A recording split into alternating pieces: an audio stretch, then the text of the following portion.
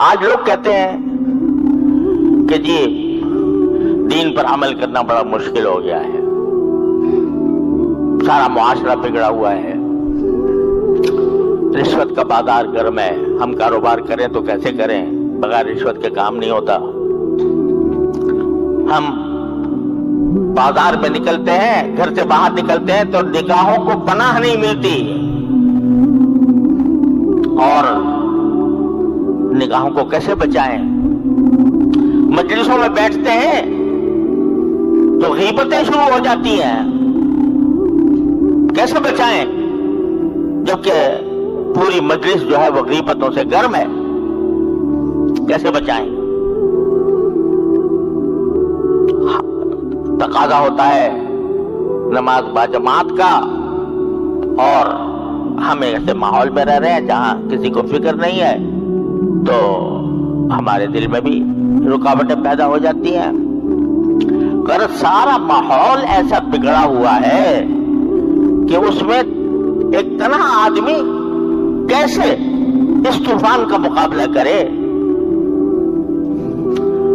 تو یہ دعا اللہ تعالیٰ نے تلقین فرمائی، ارے بھائی اگر مشکل پیش آ رہی ہے، دشواری ہو رہی ہے، پریشانی ہو رہی ہے، تو کیوں ہم کو نہیں پکارتے، کیوں ہم سے نہیں کہتے؟ کہو ربنا آتنا من لدنک رحمتا وہیئ لنا من امرنا رشدا، اے اللہ میں گر گیا ہوں اس ماحول کے اندر، ظلمتوں کا ماحول ہے، تاریکیوں کا ماحول ہے، گناہوں کا ماحول ہے، میں گر گیا ہوں، مجھے بچا لے اس سے۔ تو آپ مانگو گے، صدق دل سے مانگو گے، اخلاص کے ساتھ مانگو گے، تو ممکن نہیں ہے کہ رد ہو جائے۔ کوئی دعا اگر آدمی دنیا کے کسی مقصد کے لیے مانگتا ہے نا کہ اللہ مجھے فلاں ملازمت دے دے، فلاں منصب دے دے، تو وہ ضروری نہیں ہے کہ تمہیں وہ مل جائے۔ کیوں؟ اس لیے کہ جب اللہ تعالیٰ دیکھتے ہیں کہ اس بندے کو اگر یہ منصب دے دیا تو یہ اس کو خراب کرے گا، اس کے اندر تکبر پیدا ہو جائے گا، یہ دوسروں کے ساتھ ظلم کرے گا، نہیں دیتے اللہ میاں۔ اس لیے نہیں دیتے کہ تمہارے مصلحت کے مطابق نہیں ہوتا۔ لیکن اگر تم اللہ سے دین مانگو، صلاح مانگو، گناہوں سے بچنے کی توفیق مانگو، طاعات اور عبادات کی عمل کرنے کی توفیق مانگو، اور صدق کے دل سے مانگو، تو کیا وجہ ہے کہ اللہ میاں کو بولے؟ دشمنی ہے تمہارے ساتھ اللہ میاں کو۔ تو اس لیے یہ سبق دیا جا رہا ہے کہ جس طرح وہ گر گئے تھے دقیانوس کی سلطنت میں، کفر و شرک میں گر گئے تھے، موت سامنے کھڑی ہوئی تھی، لیکن انہیں ہمیں پکارا، ہم نے ان کو اس طرح معجزانہ انداز میں اس ظلم و ستم سے بچا لیا۔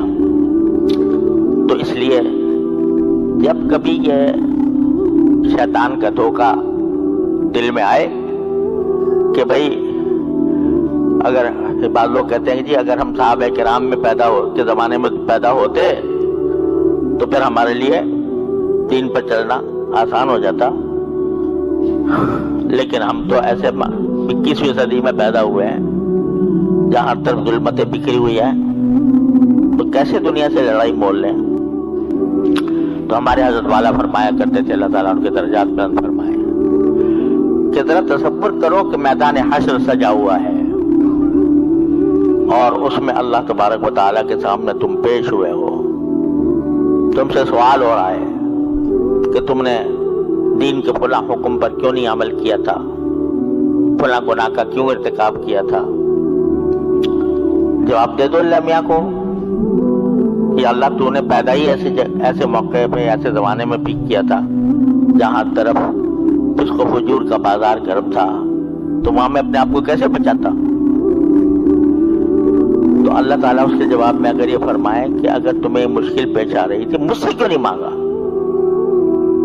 میں نے جگہ جگہ قرآن کریم میں فرمایا کہ اللہ علی کل شیء قدیر، کیا میری قدرت پر بھروسہ نہیں تھا؟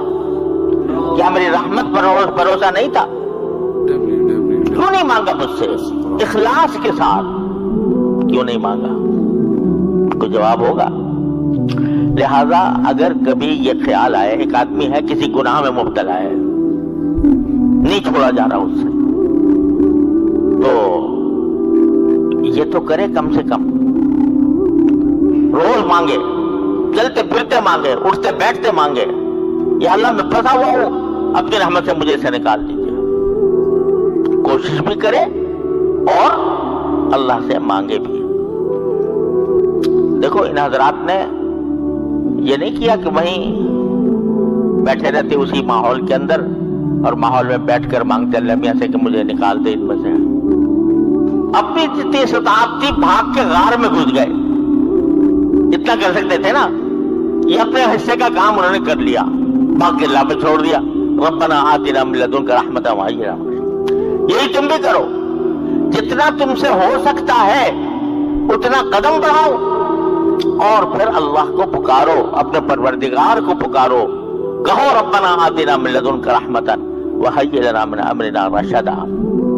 اس کے باوجود تو دیکھنا تم انشاءاللہ ثم انشاءاللہ تمہاری زندگی میں انقلاب آ جائے گا۔ اور اگر بالفرض نہ آیا جبکہ تم نے کوشش بھی جاری رکھی تھی اور اللہ سے مانگتے بھی رہے تھے، تو کم از کم اللہ میاں کے سامنے یہ کہنے کو تو ہوگا یا اللہ ہم نے تو مانگا تھا آپ سے، ہم نے کوشش بھی کی تھی، مانگا بھی تھا، تو اللہ میاں اس کو نامراد نہیں کرتے۔